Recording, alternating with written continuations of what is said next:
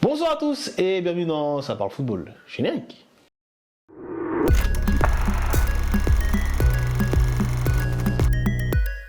C'est terminé, la qualification en zone Afrique est effectuée. On a eu des matchs assez fades, on a eu des matchs avec de gros rebondissements. On va directement parler de mon pays d'origine, mon pays de rêve. Ça s'appelle le Sénégal. Le Sénégal qui a affronté l'Égypte après avoir perdu 1-0 au Caire. Un match un peu poussif, où les deux équipes ont eu comme des occasions, mine de rien, mais on veut parler aussi de ce match retour, car le match retour a été un peu, oui, les Sénégalais ont fait ci, les Sénégalais ont fait ça. Messieurs, dames, le Sénégal, faut pas me prendre moi comme exemple si vous me connaissez dans la vie de tous les jours. Le Sénégalais typique est un gars qui est très humble, un gars qui n'est pas craintif, mais qui est très respectueux des gens, qui est très accueillant, et qui, dès lors qu'on lui fait du mal, il vous le rend assurément. Les gars, faut pas se plaindre de oui, il y a eu des lasers et tout ça. Il y a eu des lasers parce que à l'aller, les Égyptiens ont mis des lasers dans les yeux des Sénégalais. Il y a eu des lasers aussi parce que à l'aller, les Égyptiens, sans rivalité initiale, la seule peut-être boutade qu'il y a eu, c'était une demi-finale de Coupe d'Afrique des Nations en 2006 qui a eu où il y a un peu des petits débats de tricherie, tout ça. Bon, vas-y, c'est passé, c'est pas grave. Il y a eu la Coupe d'Afrique des Nations, la victoire qui était propre du Sénégal, pas eu de tricherie, pas eu d'anti-jeu ou quoi. L'accueil des Égyptiens au Caire par les Sénégalais n'était pas bon. L'accueil des Égyptiens n'était pas bon, on faut le dire, et c'est vraiment pas bon ce qui s'est passé. Voilà pourquoi la FSF a joué aussi son jeu, a laissé peut-être passer des choses dans le stade. En tout cas, ce qui est sûr, c'est que le Sénégal est qualifié. Le champion d'Afrique représentera son continent dans cette 22e édition de la Coupe du Monde. Ça tombe bien, et tombe en 2022. Et ce sera au Qatar. Le Sénégal y sera. Que dire d'Algérie-Cameroun? L'Algérie qui menait 1-0 sur l'ensemble des deux matchs initialement, puisqu'elle a gagné 1-0 à Japoma, où le Cameroun n'avait pas perdu depuis 1998. Ah oui, ils ont battu là-bas. Ils ont reçu dans leur stade, je ne vais pas dire le nom parce que je m'en souviens un peu et j'ai pas envie d'écorcher quoi que ce soit. Mais ce qui s'est passé là-bas, j'en ai vu des trucs dangereux, tout ça, vous connaissez, j'ai vécu des remontadas, j'ai vécu des trucs sales avec ce club que j'aime. Mais pour moi, on fait un peu grève. Mais là, le Cameroun ouvre le score assez rapidement. Il y a peut-être un peu une confusion sur le but et tout ça. Moi, je ne suis pas là pour parler d'arbitrage. Je suis ni Camerounais, ni Algérien. Donc ça, c'est pas mon problème. Et après, l'Algérie égalise dans la prolongation. Et puis, juste après, ils seront un but. Au bout du temps additionnel des prolongations. Monsieur Kartoko Kambi, le lion à Lyon et le lion indomptable. Mais le plus grave, c'est quoi? C'est qu'il y a eu un coach très expérimenté en face qui a peut-être craqué, tout ça. Il a perdu aussi sa tante, monsieur Jamel Belmadi. On souhaite un bon rétablissement psychologique et paix à son âme aussi, à la tante de Jamel Belmadi. Et en plus, en face, il y avait quelqu'un qui a sorti des proverbes, un capitaine, l'incarnation, monsieur Rigobert Song. Il a fait 2 matchs. Il a sorti l'Algérie. Aïe aïe. Félicitations au Maroc qui s'est qualifié aussi pour sa 6e Coupe du Monde. C'est une régularité. Après 2018, où les phases de poule étaient un peu tumultueuses, les Lions de l'Atlas ont réussi à se qualifier aux dépens des Léopards du Congo. Bon, je ferai une vidéo explicitement sur les Léopards du Congo pour expliquer certains problèmes, je pense. Vous avez entendu sûrement les paroles de Cédric Bakambu, leur leader. Et en tout cas, voilà, le Maroc a fait un partout là-bas, un match qu'ils devaient perdre à mon sens, mais ils ont gagné 4-1 chez eux, c'était propre. Voilà, il n'y a pas eu de grands trucs à dire là-dessus. On a suivi avec les amis de City Sport, et puis voilà quoi. Maroc qualifié. La Tunisie aussi qualifiée. Bon, là, j'ai suivi les 2 matchs en transversal, les 2 matchs n'étaient pas top. Les 2 équipes pouvaient se qualifier, donc si vous ne vous rappelez pas, c'était la Tunisie face au Mali. c'est pas très grave. Je pense que le Mali doit absolument travailler parce qu'il y a une belle génération. Je pense que ce Mali-là peut potentiellement au moins aller en demi-finale de Cannes comme il l'avait fait en 2013. Je crois qu'ils avaient perdu contre le Nigeria. Et pour que le Mali puisse aller pour la première fois en Coupe du Monde, je pense que c'est cette génération-là. Faut pas que ce soit trop tard. Faut que ce soit trop tôt non plus. 4 ans d'attente, il y a encore des bons jeunes et tout ça. Donc attention. Attention, faut bien travailler avec la fédération. Il y a des trucs à faire.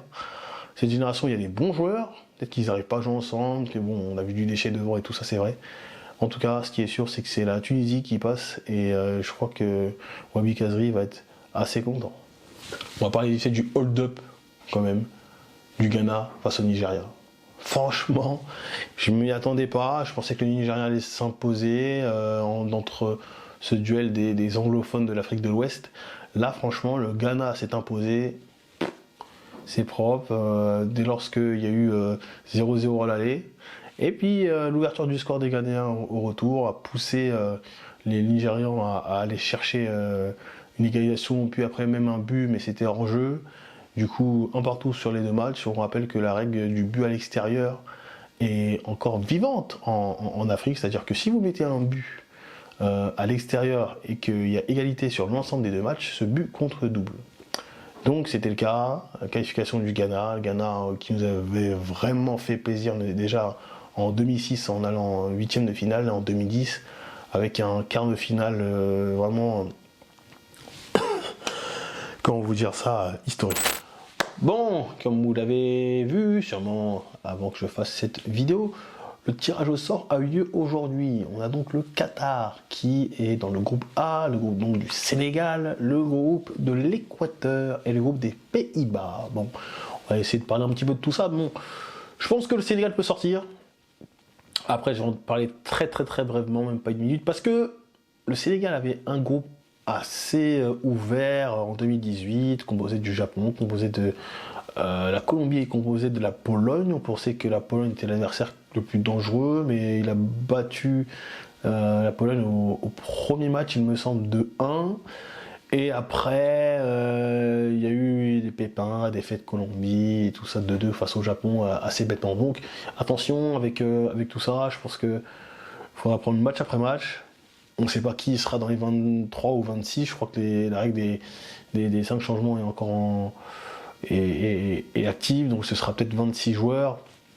Il faudra voir, faire des pronostics dès maintenant, ça sert un peu à rien, on en fera d'autres vidéos plus tard, mais attention quand même, pas trop d'excès de confiance, parce que la CAN a été gagnée, et que ça y est, et qu'on a sorti l'Égypte, que ça y est, non, doucement, au calme.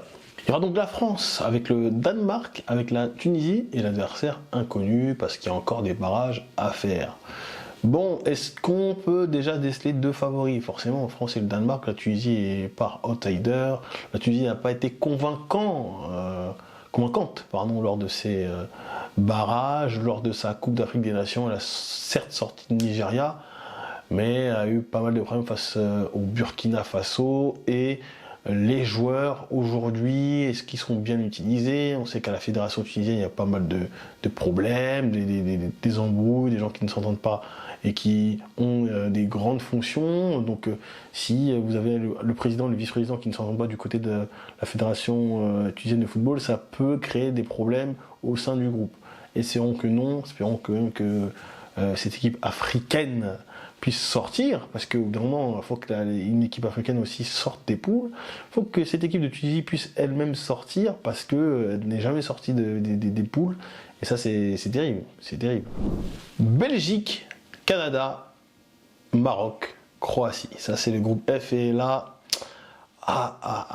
je mettrai une pièce sur le Maroc. Parce que le Maroc, c'est une équipe assez surprenante. Avec un coach qui est assez dur avec ses joueurs, il est ferme sur ses positions, et il n'est pas spécialement aimé de sa fédération. Mais vous savez, des fois, quand c'est un peu le bordel un peu partout, si les fédérations ne s'entendent pas avec les entraîneurs, et les joueurs ne s'entendent pas avec l'entraîneur, ça peut être même la genèse de pas mal de belles réussites. C'est ce que je pense. Après, vous direz évidemment dans les commentaires, n'hésitez pas à lâcher un pouce bleu avant de partir, et puis de mettre vos avis sur les vidéos, sur le format et tout ça. Brésil, Serbie, Suisse, Cameroun. Là, je pense qu'il y a évidemment un favori qui s'appelle le Brésil. Après, la Suisse, faut voir s'ils sont bien relevés, même s'ils ont sorti la France à l'Euro, ça ne veut pas dire que c'est une grande nation. Shaqiri, leur leader, n'est plus trop là. Yann Sommer, est-ce qu'il va bien au cage? Granit Xhaka, est-ce qu'il est là? Est-ce que Mbolo va mieux? Il faudra voir la liste, évidemment. De toute façon, comme j'ai dit, on fera des vidéos sur ça quand on aura les listes. Et puis, on fera pas mal de vidéos pendant le tournoi, j'espère bien. J'espère pouvoir me rendre au Qatar ou il y aurait peut-être des surprises sur un plateau télé, pourquoi pas, avec pas mal d'acolytes. Portugal, Ghana, Corée du Sud, Uruguay. Je ne vois pas comment le Portugal ne pourrait pas passer dans ce groupe. Et la Corée du Sud non plus. Franchement, la Corée du Sud a fait une belle Coupe du Monde en 2018, avait bien gêné l'Allemagne, qui a été elle aussi gênée aussi par le Mexique à l'époque.